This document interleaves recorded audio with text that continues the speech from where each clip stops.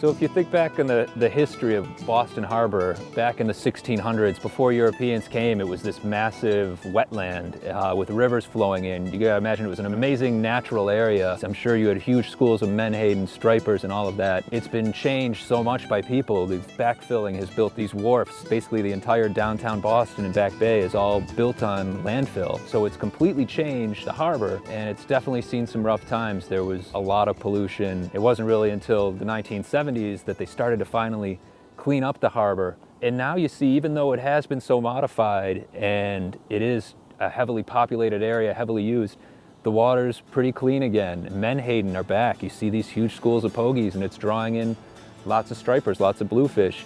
People are always asking, can I eat the fish in Boston Harbor? And yes, you can. The water's fairly clean, and it's a great place to go fishing. It's really actually quite surprising for most people. That legacy of pollution lives on in some people's minds, and they don't realize you now have an incredible waterfront, an incredible resource with truly world-class fishing. For striped bass, for bluefish, for winter flounder. It really is one of the best urban fisheries in the United States, I have no doubt. Well, we moved into the inner harbor. We're right off the downtown Boston skyline, and we're on some huge bunches of pogies here, and we're just trying to find the ones right now that have stripers with them. So just casting out, snagging the pogie, and usually if the stripers are there, they're on it pretty quick. Just had a striper followed right up to the boat. If there's much bait around, they might be a little picky today, a little tough, but should be able to get some good fish.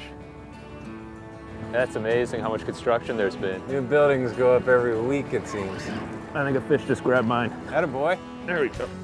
Oh, that looks like the right thing. I just snagged one. Nice. There we go. Oh, screen's covered with fish. Ah, it just popped off. Oh no! Try again. So what's interesting about fishing Boston Harbor, right in the inner harbor, is you have so many different types of boat traffic. There's the ferry service running people back and forth.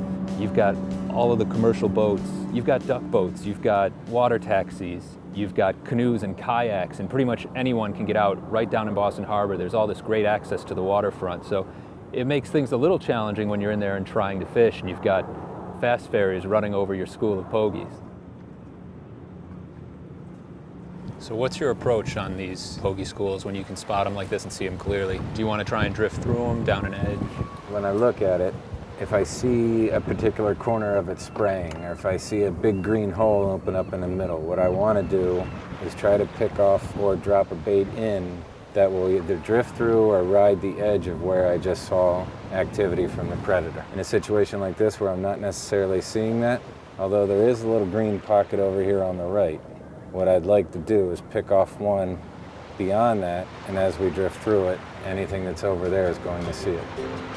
This is what we're doing. We're snagging pogies. And this one you can see snagged right in the back, still in good shape. So before I even take them off that hook, I'm gonna grab them, transfer them right over to the circle hook.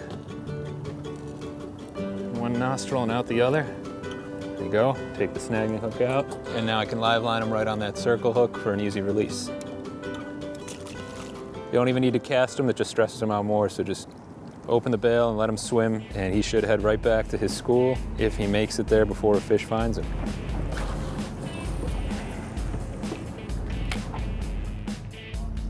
Nope, still on it, still on it. There he is.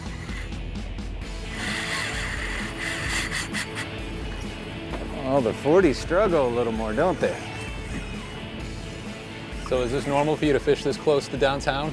No. That's not to say right at the mouth of this, right as the inner harbor becomes the outer harbor, is one of my favorite places to fish. Charles and Mystic Rivers are loaded with bait, and it's not uncommon for big fish to come in here too. So it's much more enjoyable on a Tuesday than Saturday though. That's a nice fish, it's beautiful. That's about the size of striper you get usually on these pogie schools? A very small fish on pogies would be 32, 33 inches, and the sky's the limit for how big they can get.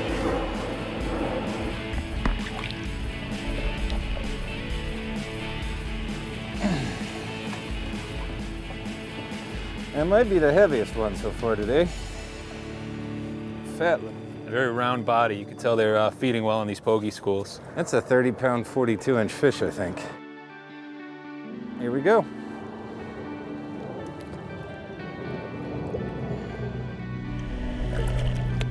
Nice work. Beautiful bass in the shadow of the Boston skyline. It's pretty crazy. It's really fun fishing. I think other people are there eating their lunches right now, their brown bag lunches, going back to work in a few hours. Don't get to fish much closer to Boston than this.